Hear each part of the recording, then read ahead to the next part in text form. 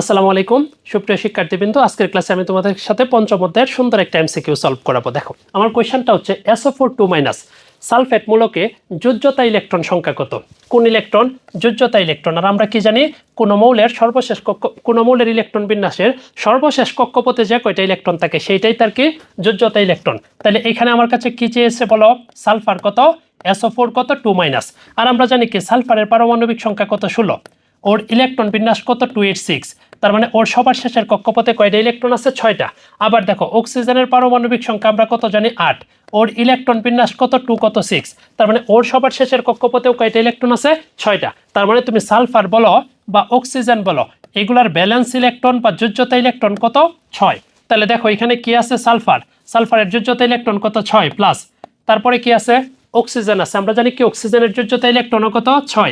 কয়টা পরমাণু আছে? 4টা। আর কি হয়েছে? 2- মানে কি বাহির থেকে 2টা ইলেকট্রন এসে কি হয়েছে? যুক্ত হয়েছে। তার মানে কি করতে হবে?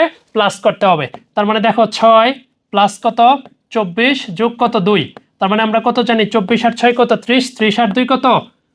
32। তার মানে অ্যান্সার কত? 32। তার মানে সালফে SO4 2- মূলকে যোজ্যতা ইলেকট্রনের সংখ্যা কত? 32। তাহলে একটা কথা, এই কোশ্চেনটার ক্ষেত্রে একটা কথা মনে রাখতে হবে, তোমার কাছে কি চেয়েছে এটা একটু খেয়াল করতে হবে। তোমার কাছে কি যোজ্যতা ইলেকট্রন চেয়েছে নাকি ইলেকট্রন সংখ্যা চেয়েছে? এই দুইটা জিনিস মাথায় রেখে কি করতে হবে? আমার এই টাইপের এমসিকিউ সলভ করতে হবে। ধন্যবাদ সবাইকে আমার সাথে থাকার জন্য।